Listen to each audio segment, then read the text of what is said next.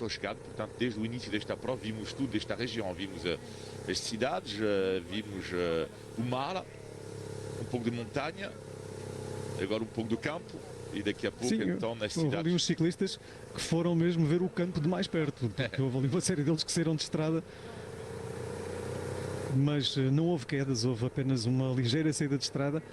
Paulo Martins, não é estranho vermos o Mathieu van der Poel ali atrás com a equipa a trabalhar à frente numa subida que é dura?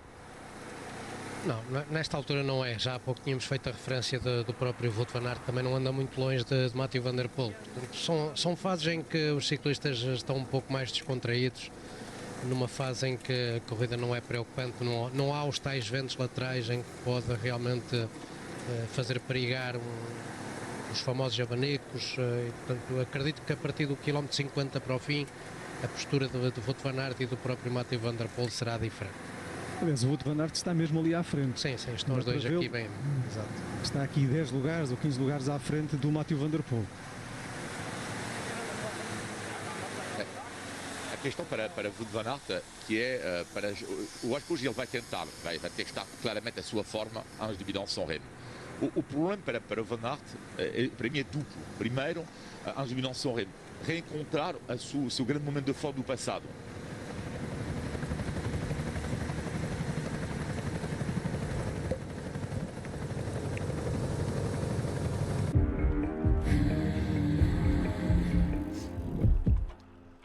When you invest with eToro, you start seeing investors everywhere. You see, eToro really is everywhere. Invest anytime, anywhere with eToro.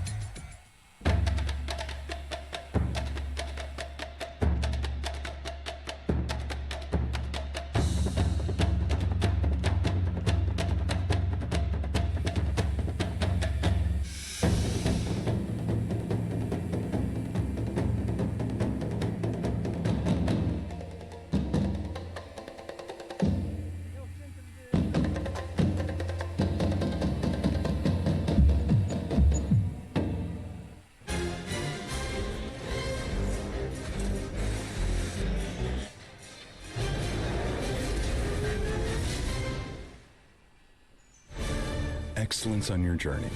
Extra Sport. Kumho Tire. Michaela Schifrin has done it.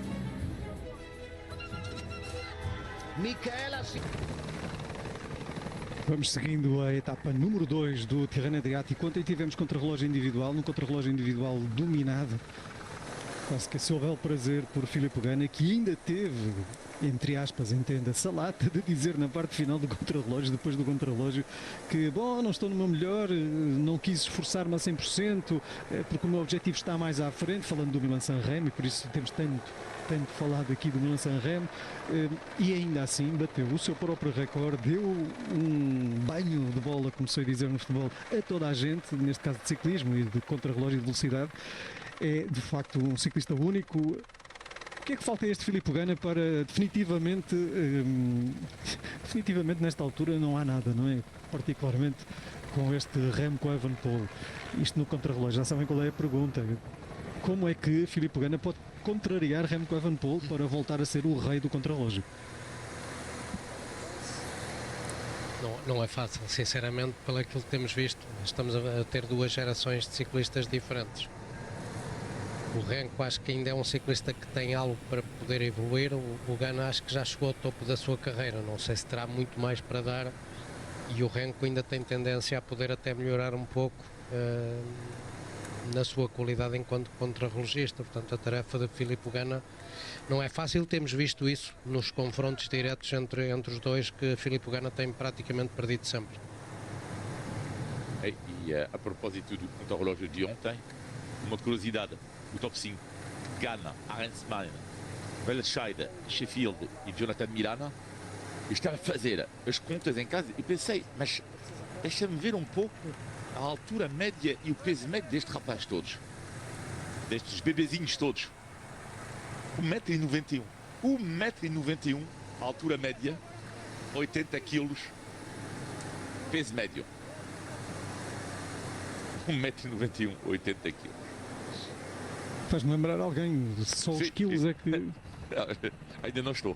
Ainda não estou nos 80 quilos, não. Garanto isto. Portanto, ainda te falta ganhar peso. Se bem Desculpa? entendo. Falta de ganhar peso. Não, eu não percebia. Não percebia. Estou a ser só uma má pessoa. É 1,91 m já os tenho.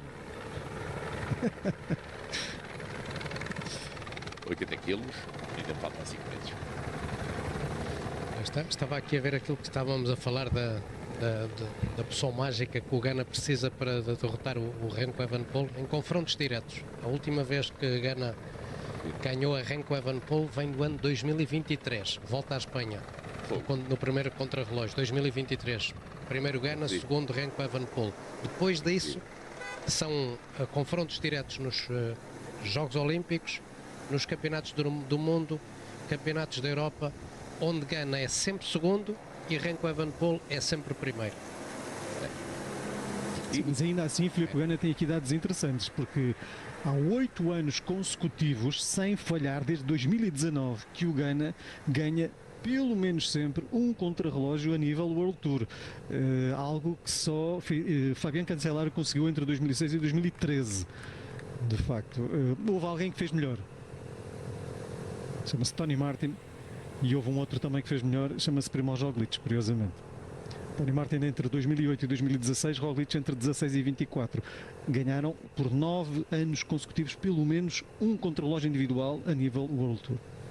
Estava a pensar em Fabian Cancellara, não está nessa estatística. Cancellara está, foi o primeiro okay, que eu disse. Cancellara fez o mesmo que Gana já fez, ou seja, durante 8 anos consecutivos conquistar pelo menos uma vitória. Amarelo. Isto não é normal. O colega diz uma coisa, o colega dá uma estatística curiosa, interessante. E se arrepende. Não, isto é amarelo. Limite vermelho. Era para ver se o VAR estava atento. Hoje não há piedade. Hoje não há piedade. É o VAR que entra com os pitons. Hoje não há piedade nenhuma. Tu tens o cartão vermelho do lado direito ou do lado esquerdo? Do lado direito. Ok. Porquê que se importa, Paulo Martins? Claro, não é só para saber, é porque... Ele quer visualizar. É que eu quero ver qual vai ser o lado que ele vai ficar com uma artrose mais rápido.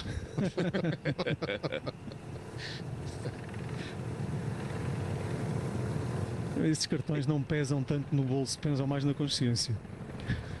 E a propósito de cartão amarelo, ele recebeu o cartão amarelo, o hater, ou não? Porque eu vi que ele tinha sido multado em dinheiro, em pontos. Olha, isto é uma boa coisa para ires ver. E, que o Olivier é assim, olha, vocês não sabem esta estatística assim. Olha, vocês não sabem se o Ethan Netter levou um cartão amarelo? Não tenho aqui a certeza, não acho que é assim. É um bocado como aquela pessoa que está a cozinhar um cozido à portuguesa e diz: vocês não compraram as batatas? Olha. Não, quando é notícia que não é mais importante do século, não... Sim, essas reservam-se para ti, as outras não importam a ninguém, são para nós. Já entendemos a tua postura. Não podiam ter visto isto, como eu vi que ele foi multado e apanhou pontos, mas só que na notícia que eu vi não se falou do cartão amarelo, e por isso que eu faço a pergunta. Mas há que esclarecer já agora, porque ele fez um gesto que não foi muito educado para a câmara no decurso do contrarrelógio.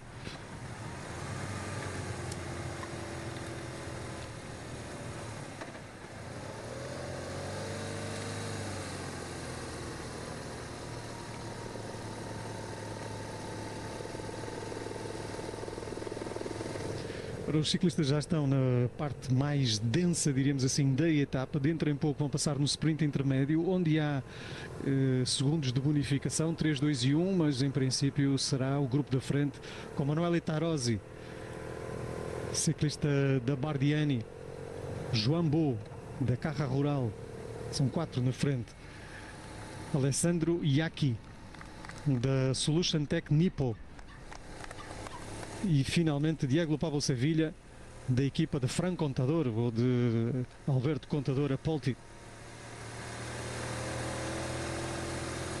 Estes 4 ciclistas que estão na frente estão ainda quase todos virtualmente nas primeiras posições da classificação geral, uma vez que só mesmo o Alessandro Iacchi estava assim mais atrasado, a 2 minutos e 15 depois do contrarrelógio de ontem. Todos os outros a 1,52, 1,43, 1,45 são portanto líderes virtuais, isto numa altura em que a fuga começa realmente a perder rapidamente tempo.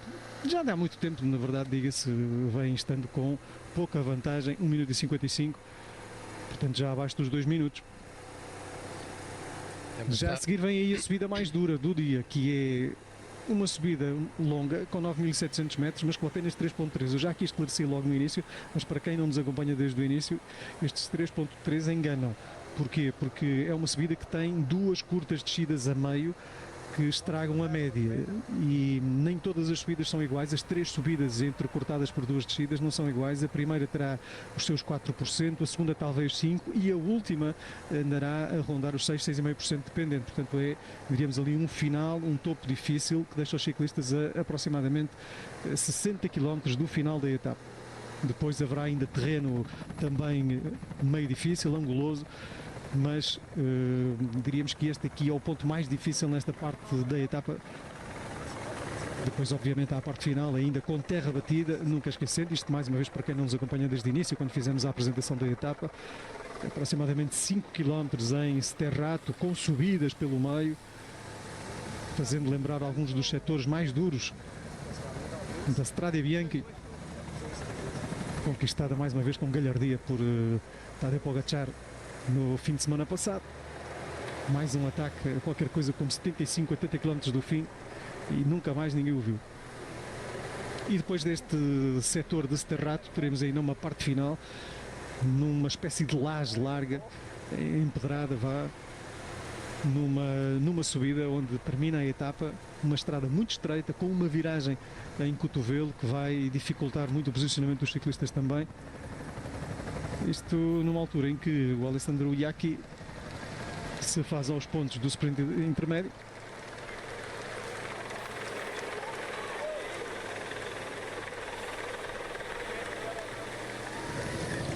E aqui diríamos termina a primeira das subidas do dia. Isto não é exatamente verdade, porque já tinha havido uma subida mesmo logo no início, que serviu exatamente para que a fuga se consolidasse.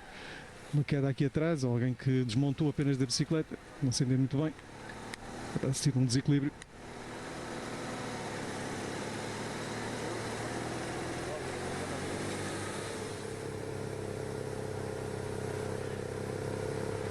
Stefan Kruijswijk tem sido o ciclista ali na frente durante praticamente toda a jornada.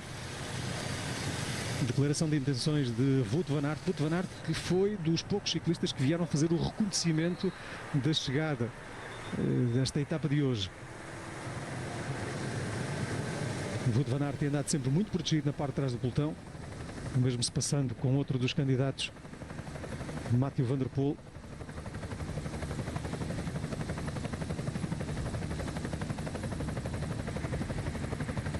E esta é uma explicação daquilo que foi uma das inspirações para o Inferno de Dante, esta zona do chamado Vale do Diabo, onde há uma série de fumarolas e uma paisagem que faz lembrar paisagem lunar.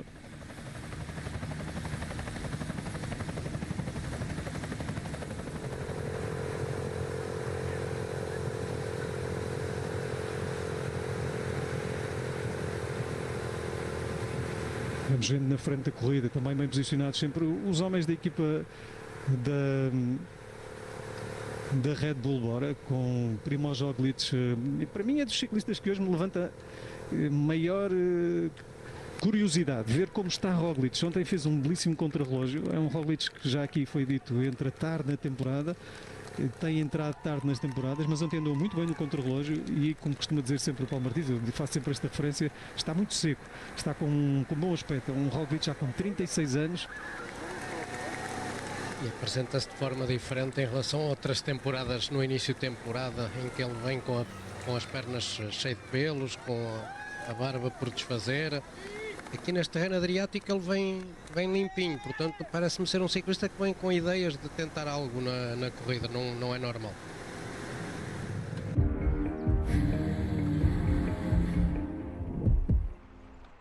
Some people pay. Estamos de regresso ao terreno adriático, hoje segunda etapa. Hoje também disputa-se a terceira etapa do Paris-Nice, que irá ter transmissão aqui no Eurosport logo após o final desta transmissão que agora temos do terreno adriático.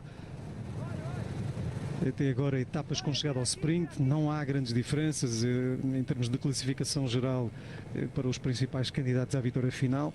Contrarrelógio hoje coletivo, um exercício que não é muito frequente, mas que este ano vai ser muito importante, porque há grandes provas que vão ter contrarrelógio coletivo ao longo do ano.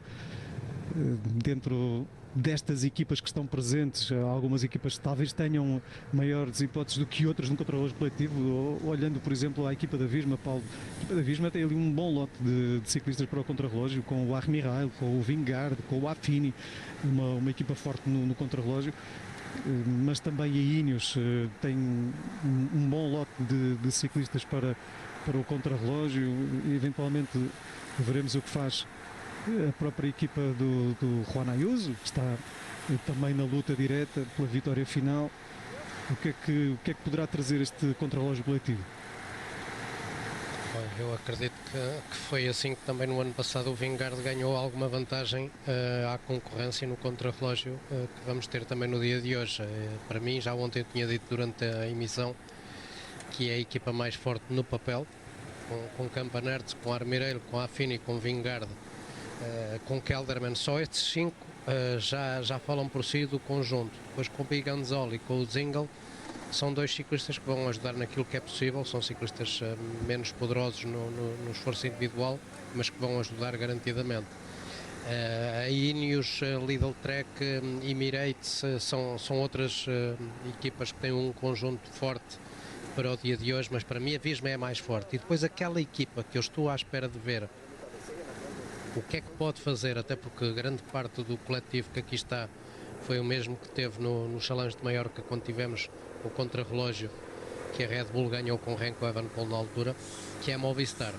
Tem Ivano Romeo, com Castrilho, com Raul Pierna, com Assmann, com Milesi, todos eles também excelentes especialistas na matéria do contrarrelógio. E foram segundos atrás da Red Bull nesse dia. Portanto, é uma equipa que pode passar às vezes despercebida, mas eu acho que a Movistar hoje também vai no Paris-Nice a andar muito bem. E, entretanto, já tenho a informação acerca de Ethan Hayter. De facto, confirma-se que ele não recebeu o cartão amarelo, portanto, foi multado em 500 francos suíços, com 25 pontos da UCI. E depois fui ver o regulamento para ver. E de facto, o que é que diz o regulamento para qualquer, por exemplo, neste caso era um gesto obsceno, não é? E vamos imaginar o mesmo aconteceria com um insulto. Neste caso, são 200 até 2.000 francos. Ele vai ter que pagar 500 francos suíços. Depois de 10 a 100 pontos UCI, foram-lhe retirados 25 pontos UCI. E depois está escrito no regulamento com ou sem cartão amarelo. Ou seja, fica ao critério dos comissários, em função da gravidade da situação, decidir se dão ou não o cartão amarelo. No caso de Hayter, decidiram não dar o cartão amarelo. E tu davas ou não davas? Também temos de ter a tua perspectiva. Eu não dava. Portanto, guardas os cartões amarelos para os teus amigos de casa. Não dava, porque pode ser uma situação mais de irritação, mas eu acho que não é diretamente, enfim, situação um pouco, não é bonito, não é nada bonito. Mas 25 pontos UCI, o dinheiro não é nada para eles, para a equipa, 500 francos suíços não é nada. Agora 25 pontos UCI é um pouco chato, eu acho que é mais chato do que tal cartão amarelo nesta prova, acho eu. Não, eu não teria dado. Sim, então para a Soudal perder 25 pontos deve ser uma barbaridade, uma dor de cabeça que eles nem vão comer. Não, tens razão, não. Tive qual era a equipa. Se fosse outra equipa, agora a Soudal também 25 pontos. Sim, tens razão. Não, mas mesmo assim não teria dado. Eu aprecio esta sensibilidade do Paulo Martins. Pois olha, eu tinha dado o cartão amarelo. Por isso é que eu te estava a perguntar, porque tu és um VAR assim muito severo de vez em quando, mas hoje acordaste bem disposto.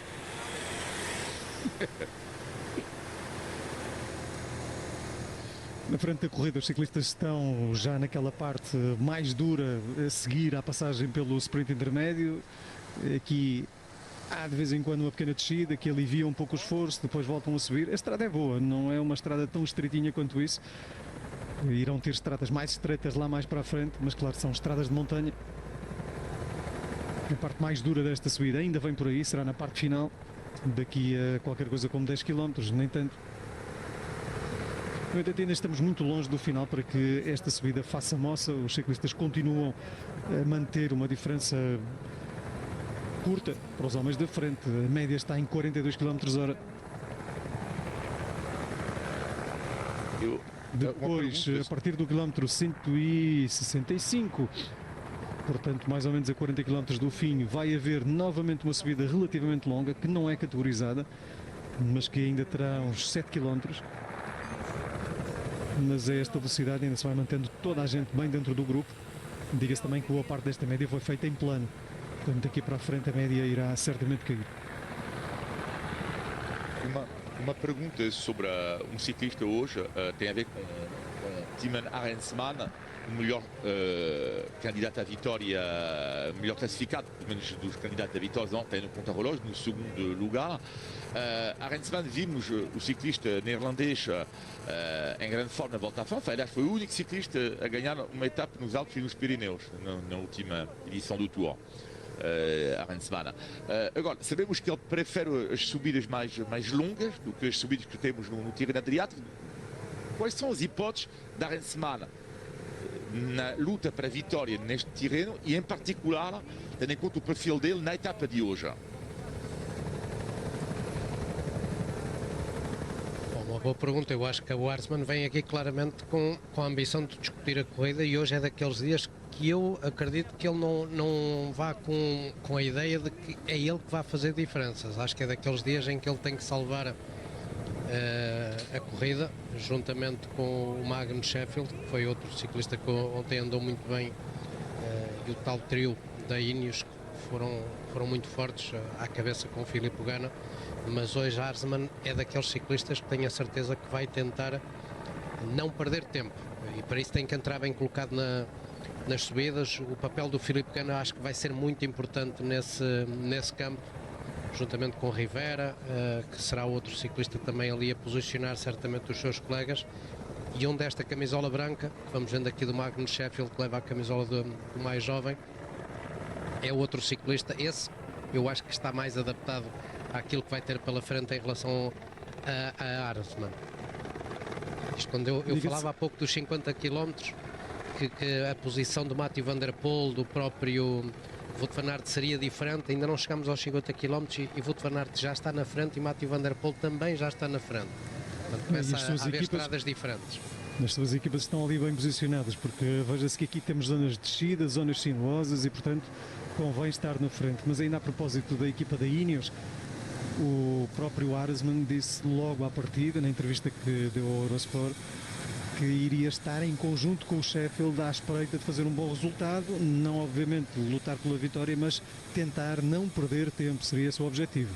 Claro, é por isso que eu fiz a referência, olhando às características do Arensman, que é um ciclista que tem alguma dificuldade, na minha opinião, neste tipo de chegadas como hoje vamos ter. O mais importante realmente é salvar o dia.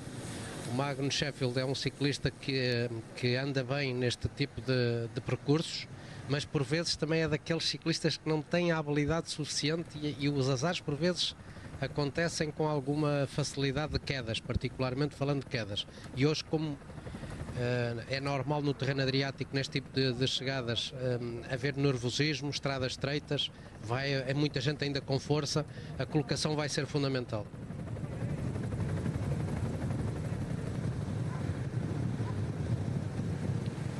Estamos a chegar aos 60 km para o final, estamos no Tirreno Adriático. Esta é a segunda etapa. No ano passado ganhou o Tirreno Adriático Juan Ayuso, à frente de Filippo Ganna e de António Tiberi. Ayuso não está cá, Ganna está, mas já disse que o seu objetivo está mais à frente. Tiberi está aqui e o objetivo é também fazer aqui um bom resultado. Há 2 anos ganhou Jonas Vingegaard, não está. Juan Ayuso fez segundo nesse ano, Jay Hindley fez terceiro, Jay Hindley está aqui. Primeiro e segundo de há 2 anos, Vingegaard e Ayuso não estão no Paris-Nice, onde hoje se corre contra relógio coletivo. Há 3 anos ganhou Roglic à frente do João Almeida e de Tao Geoghegan Hart. E depois, mais para trás, 2 vitórias de Tadej Pogačar, Simon Yates, Roglic, Kwiatkowski, e aqui já começamos a entrar numa certa pré-história da Tirreno Adriático. Não me entendam mal, o que quero dizer com isso é que depois temos Kwiatkowski, Quintana, Greg Van Avermaet, Alberto Contador, Quintana, Vincenzo Nibali. Muitos destes ciclistas já não correm, alguns ainda correm, mas já sem a capacidade de lutarem pela vitória, o caso do Nairo Quintana, por exemplo, mas são de facto outros tempos. Se olharmos depois ali ao top 3, encontramos ciclistas que já deixaram de correr, Geraint Thomas, Thibaut Pinot, será tantos. É de facto uma nova geração esta que vai discutindo hoje em dia as corridas. Houve aqui uma renovação grande nos últimos 5, 6 anos. E já temos também a própria equipa da UAE muito bem aqui na frente, portanto as equipas mais importantes, aquelas que têm maior ambição à vitória hoje, já estão a vir todas para a frente, a 62 km ainda do fim. Note-se que o Tirreno Adriático é uma corrida que se disputa muito também nas bonificações, mas não só, depende muito de quem está presente ano após ano. Resulta muito do contrarrelógio, quando tem contrarrelógio individual, como foi este ano, e normalmente tem tido sempre. Por vezes resulta mais das bonificações do que em outros anos. Isto depende muito também de quem está presente. Por exemplo, este ano temos alguns ciclistas de geral, mas temos, e depende muito também do próprio percurso, e temos muitos ciclistas variados que podem ganhar a corrida. Ou seja, as bonificações este ano podem eventualmente ter um papel importante, tendo em conta o perfil das etapas. Há edições do Tirreno Adriático bem mais duras do que outras, e consoante a dureza e consoante também aqueles que estão a participar, as diferenças podem terminar entre primeiro e segundo entre 1 minuto e meio, o que é muito para uma prova de uma semana. 1 minuto e meio é um exagero para uma prova de uma semana, como podem terminar em 15 ou 20 segundos. Depende muito do tipo de edição. Na vossa opinião, esta edição vai terminar com grandes diferenças, acima de 1 minuto e picos? Para uma prova de uma semana, como já vimos, é muito. Se olharmos a uma volta ao País Basco, uma volta à Catalunha, etc., normalmente vemos diferenças muito curtas e vemos a decisão a pender muito para quem ganha mais em bonificações. Neste caso e este ano, e tendo em conta este tipo de percurso, Paulo e Olivia, o que é que vos parece? As bonificações vão jogar um papel importante, porque já hoje temos as bonificações que podem, pelo menos nesta fase inicial, ser importantes. Eu pessoalmente acredito que as diferenças não vão ser muitas. As subidas não são largas para podermos pensar que entre os homens que venham a estar no pódio, faltam os 3 primeiros para não alongar a top 10, top 3. Acredito que possa estar separado no final por 20, 30 segundos no máximo. Mesmo com as bonificações que estão em jogo e havendo aqui chegadas complicadas, com subidas de 2, 3 km com 8, 9% de inclinação, hoje é uma das situações parecidas àquilo que eles vão ter diversas vezes pelo caminho, mas a polivalência de muitos dos ciclistas que aqui estão, eu acho que vai haver um equilíbrio muito grande. E o jogo das bonificações vai ser preponderante, até porque nós temos que pôr também em cima da mesa o jogo tático daquilo que aconteceu ontem no contrarrelógio. Falávamos nós ainda agora da Ineos, que tem primeiro, segundo e quarto. Se retirarmos Filipe Ganna, não sei se ele hoje vai tentar defender a liderança ou não, mas a equipa pode manter a liderança, porque o Arsman traz de alguma forma uma vantagem que não é sólida, mas são cerca de 9 segundos ainda para Roglic, que tem Atterley da Jayco a 8 segundos, portanto, e isto tudo olhando às bonificações. Se estes ciclistas não conseguirem bonificações e não houver ganhos na estrada, com o Filipe Ganna a ficar para trás, o Arsman é o primeiro candidato no final do dia a envergar a liderança da competição e mantendo dentro da Ineos a camisola de líder da prova. Eu acho que os ganhos ontem dos homens da Ineos, com Tiberi, com Del Toro, com Pellizzari, que são ciclistas que estão ali na casa dos 10, 15 segundos de atraso, ainda têm uma forte, obviamente, palavra a dizer, com tudo aquilo que está por jogar. Só para pôr em contexto, por exemplo, quando o Primož Roglic ganha ao João Almeida, a diferença foi de 18 segundos no final. Entre primeiro e 10º, que foi Thibaut Pinot, havia 1 minuto e 11. Mas, quando, por exemplo...